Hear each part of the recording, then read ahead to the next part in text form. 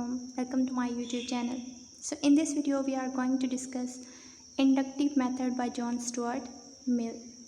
और इससे previous video में हमने डिस्कस किया था Socratic method by Socrates. First of all हम लोग इंट्रोडक्शन पढ़ेंगे जॉन स्टुअर्ट मिल का. जॉन स्टुअर्ट मिल एक ब्रिटिश फ़िलासफ़र थे. इसके अलावा वो एक पॉलिटिकल इकोनॉमिस्ट और सिविल सर्वेंट भी थे और उन्होंने वाइडली कंट्रीब्यूट किया सोशल थ्योरी में, पॉलिटिकल थ्योरी में एंड पॉलिटिकल इकोनॉमी में.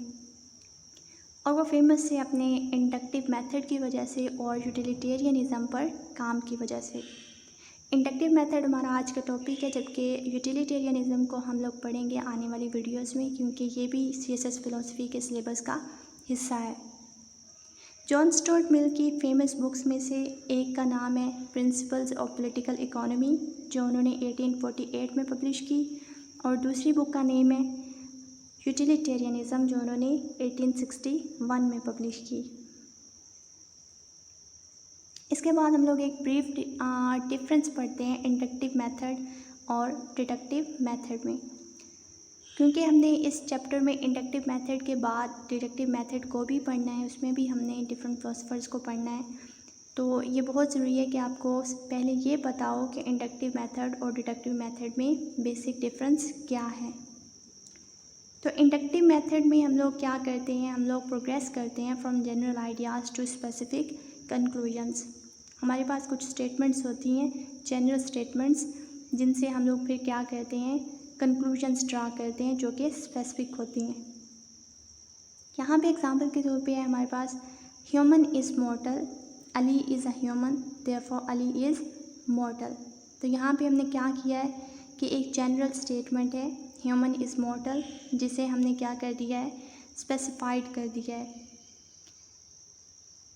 और डिडक्टिव मेथड में हम लोग क्या करते हैं, डिडक्टिव मेथड में हमारे पास एक स्पेसिफिक स्टेटमेंट होती है, कुछ स्पेसिफिक स्टेटमेंट्स होती हैं जिसे हम लोग क्या करते हैं, जनरलाइज कर देते हैं कंक्लूजन के तौर पे.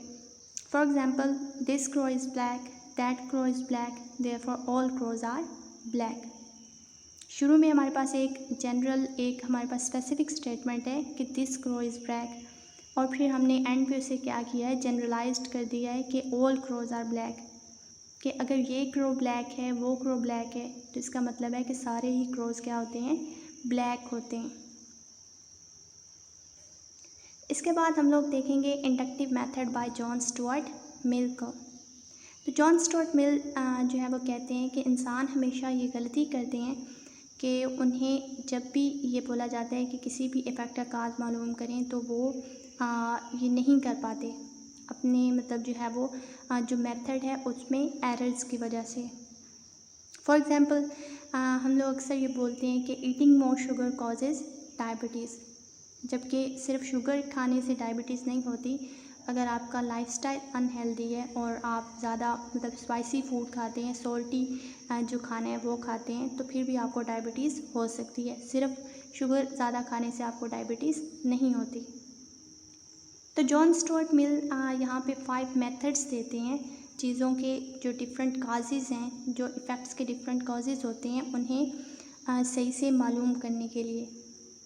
जिसमें पहला मेथड है उनका मेथड ऑफ अग्रीमेंट, दूसरा मेथड है मेथड ऑफ डिफरेंस, तीसरा है joint method of agreement and difference, चौथा मेथड है मेथड ऑफ रेजिड्यू, एंड पांचवा मेथड है मेथड ऑफ कंकॉमिटेंट वेरिएशन.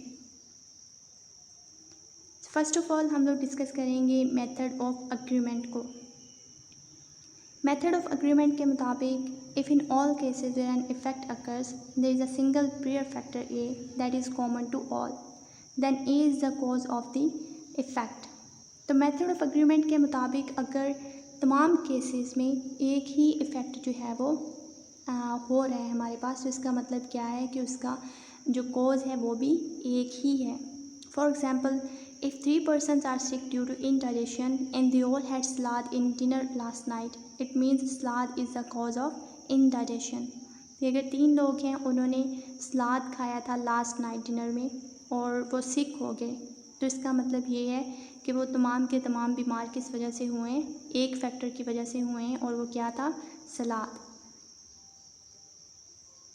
इसके बाद हम लोग देखते हैं मेथड ऑफ डिफरेंस को।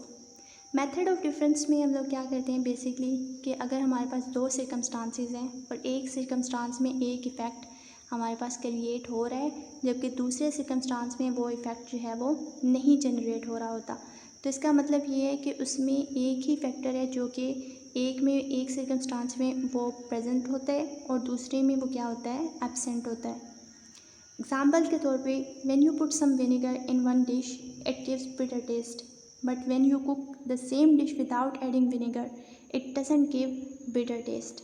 कि अगर आपने पहली मरतबा डिश को कुक किया है और उसमें आपने विनेगर को ऐड कर दिया है तो वो आपको बिटर टेस्ट देगा, लेकिन अगर आपने दूसरी मरतबा डिश को कुक किया है और वो सेम डिश है लेकिन उसमें आपने विनेगर को ऐड नहीं किया और उसका टेस्ट भी बिटर नहीं है, तो इसका मतलब क्या है कि vinegar is a cause of bitterness. कि पहले सर्कमस्टांस में विनेगर प्रेजेंट था और दूसरे सर्कमस्टांस में विनेगर प्रेजेंट नहीं था, तो कॉज क्या है बिटरनेस का, विनेगर।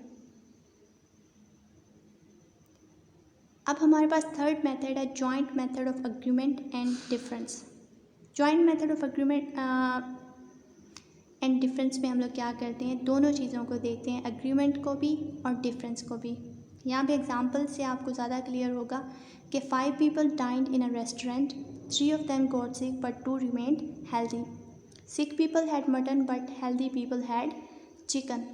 कि 5 लोगों ने एक रेस्टोरेंट में खाना खाया लेकिन 3 लोग जो हैं वो उससे बीमार हो गए जबकि जो 2 लोग हैं वो बीमार नहीं हुए। जब उसके रियल कॉज को देखा गया तो ये जो है वो देखा गया कि जो 3 लोग थे उन्होंने क्या खाया था, उन्होंने मटन खाया था जो सिक हो गए, और जो 2 लोग थे जो हेल्दी रहे उन्होंने क्या खाया था, चिकन। तो इसका मतलब ये है कि mutton is the cause of sickness. इसके बाद हमारे पास फोर्थ मेथड है method of residue. Method of residue में हम लोग क्या करते हैं, हम लोग वन बाय वन जो एक इफ़ेक्ट के डिफरेंट कॉजेज़ होते हैं उसे हम लोग क्या करते रहते हैं, रिमूव करते रहते हैं या फिर एलिमिनेट करते रहते हैं, और फिर हम लोग देखते हैं कि जो रियल कॉज है एक इफ़ेक्ट का वो क्या है। For example switch off all the electric appliances one by one and see which is responsible for the circuit failure. कि अगर एक होम है और वहाँ पे सर्किट फेलियर हो रहा है तो हम लोग क्या करेंगे, डिफरेंट अप्लायंसेस को स्विच ऑफ करके देखेंगे और फिर हम लोग देखेंगे कि कौन सी जो है वो डिवाइस है जिसकी वजह से सर्किट फेलियर हो रहा है। इसके बाद जी हमारे पास लास्ट मेथड है method of concomitant. We experience a quantitative change in the effect with a quantitative change in the cause. कि अगर जो है वो हम लोग कॉज में एक क्वांटिटेटिव चेंज करते हैं तो इफ़ेक्ट में भी एक क्वांटिटेटिव चेंज आता है। For example if food is very spicy it means it has large quantity of red chilli powder. कि अगर फूड बहुत ज़्यादा स्पाइसी है तो इट मीन्स उसमें रेड चिली पाउडर की मिकदार ज़्यादा है, और अगर लेस स्पाइसी है तो it means red chilli powder की मिकदार जो है वो क्या है, कम है। So this was all about the inductive method by John Stuart Mill. और एंड पे हम लोग एक कोट को देखते हैं, 1 person with a belief is equal to a force of 99 who have only in trust. और ये कोट जॉन स्टुअर्ट मिल का है। So this is the end of our today's lecture, and inshallah soon I will be recording another video on another topic. And don't forget to subscribe my channel and press the bell icon so that you get the notifications of my upcoming videos. Thank you for watching this video.